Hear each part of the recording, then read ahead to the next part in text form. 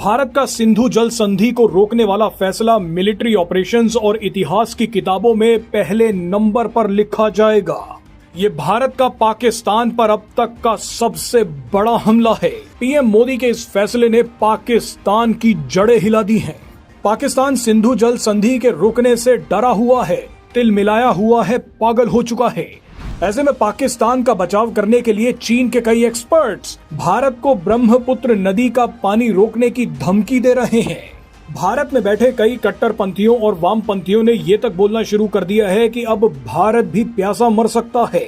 लेकिन इन सभी को ये नहीं पता कि पीएम मोदी कच्चे खिलाड़ी नहीं है।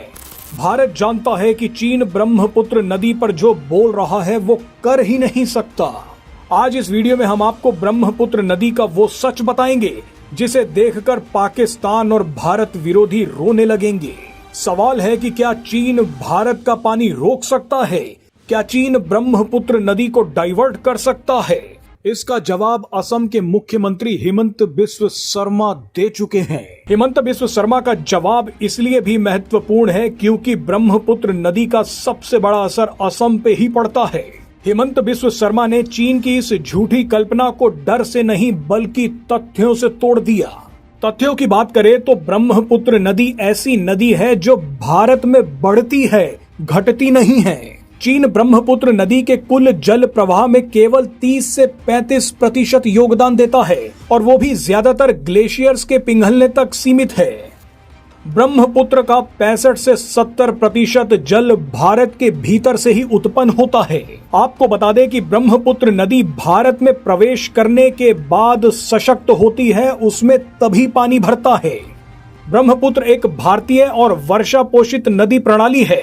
ये नदी किसी एक स्रोत पर निर्भर नहीं है। ऐसे में ब्रह्मपुत्र नदी भले ही चीन के कब्जे वाले तिब्बत से शुरू होती है, लेकिन उसे असली ताकत भारत में प्रवेश करने के बाद ही मिलती है। अरुणाचल प्रदेश, असम, नागालैंड और मेघालय में मूसलाधार मानसून वर्षा के कारण ही ब्रह्मपुत्र नदी में पानी बढ़ता है। इसके अलावा भारत में मौजूद कई सहायक नदियां ही ब्रह्मपुत्र के पानी में सबसे बड़ा योगदान करती हैं। इनमें से कुछ सहायक नदियां हैं लोहित, सुबनसिरी, कामेंग, मानस, कृष्णई और दिगारू। भारत की इन्हीं सहायक नदियों की वजह से ब्रह्मपुत्र में पानी भरता है।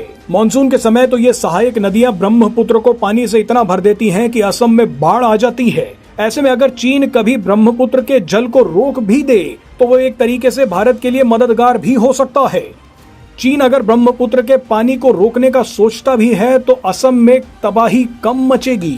बहरहाल वैसे आपको बता दें कि चीन ये कदम कभी उठा ही नहीं सकता। ये दावे जो किए जा रहे हैं ये चीन में इक्के दुक्के एक्सपर्ट्स कर रहे हैं। चीन की सरकार ने अभी तक इस पर कोई बयान नहीं दिया है। पाकिस्तान को यह सच्चाई जान लेनी चाहिए कि उसका पानी तो रोक दिया गया है, लेकिन चीन भारत का पानी नहीं रोक सकता।